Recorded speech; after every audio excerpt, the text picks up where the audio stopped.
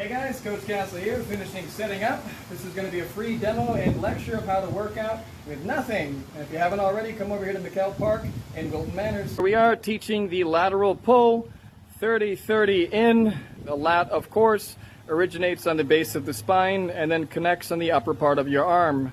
Therefore, if you'd like the resistance to be opposite your spine or opposite position loading the muscle for a complete contraction, this is exactly what you're going to want to do with full range of movement. And as you can see, as always, we didn't even need this. We could have just used the tree branch behind it. Start breathing heavy, or your heart beating fast, you're going to fast.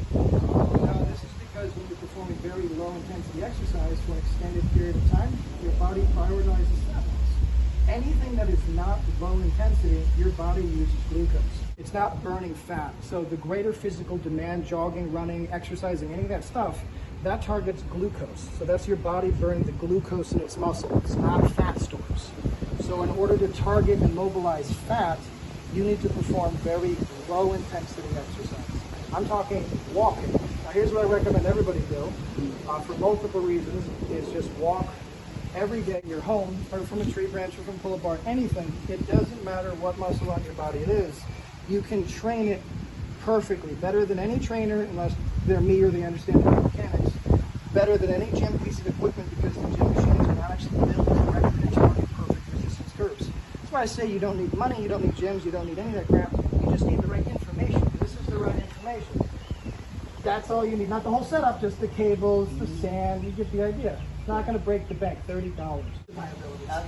So it'll be a 1 rep maximum. So you know how people do like a 1 rep deadlift, 1 rep squat?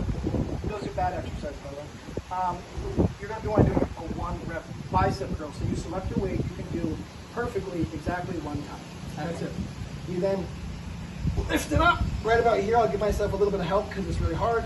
Okay. To the peak, when it's at the complete peak, I'm then going to lower it slowly. Right here, hold it for 2 seconds. Lower it slowly for 2 seconds and hold it. Lower it slowly for 2 seconds and hold it. Lower it slowly for 2 seconds and hold it. Lower it slowly for 2 seconds, hold it, and then stop. Now let me explain that. So your eccentric, for the lowering of the weight, is significantly stronger, 4 times stronger than the raising. Okay.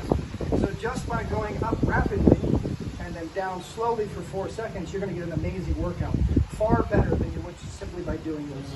Now that's because, again, most of the muscle damage, which is what you want to break the muscle fibers, most of that occurs on the way down, not on the way up. Okay. So all people doing this, Yeah. you do not want to do that. You don't want to do that. So again, and then the second thing I do is when I'm pausing, I'm not technically pausing, I'm trying to reverse the movement. I'm actually trying to lift it up, but it's impossible. It's impossible because it's a 1 rep max. I can't lift it up. But by doing that, I get what's called a really hard static isometric contraction. Does that make sense? So by doing it my way, though, what happens is you damage, you break the muscle, you create the hole, the deficit, which again, the muscle fiber damage, the resources, etc. And the hole is then going to be filled up in a few days. But you don't want it just filled up and return to normal. You need to adapt to the extra weight, to the extra intensity which has happened. In order to adapt, you have to wait a few more days for something called supercompensation, where the muscle actually gets stronger. And if you train the bicep again before it actually super recovers, you're just digging the hole deeper. So you need to dig the hole, fill the hole level, which is recovered to baseline, but then add more dirt on top, so you're making the mountain bigger. If every time all you do is dig the hole, you're never going to get stronger, you're never going to get bigger. Caloric surplus every single day is 100 to 200 calories. That is it, and that is more than I need to build muscle. More than I need. I don't know why people think you need thousands of calories to build muscle. Yeah. 100 to 200 extra calories a day to build muscle, provided your protein requirements are met. So that's the next thing we're talking about real quick. Protein requirements. You two do not need enough protein probably. So, without getting too complicated, I want you to just eat a lot of protein. Every meal, make sure you have some form of protein. At that meal, eat the protein before you eat anything else. Does that make sense? So if there's a steak on the plate, mashed potatoes, and macaroni and cheese, and a cornbread, you finish the steak, and then you eat the other things if there's room. Make sense? Second rule. Well, wait. Yeah. Not me. Not on that one. Why you say finish the steak? Because the steak is protein. And if you eat all of the protein, then you can eat whatever's left over, whatever room is left over. Okay. You may believe you're eating healthy, but just eating healthy is very misunderstood. So let me see if I can keep this simple for you. Okay. So,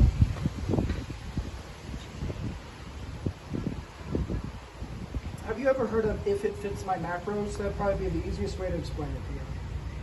Okay, so macros are just three things that all food are made of. Fats, carbs, and protein. You guys know this. Those are just called macros. Okay. Any food that you put in your body is made of those three items.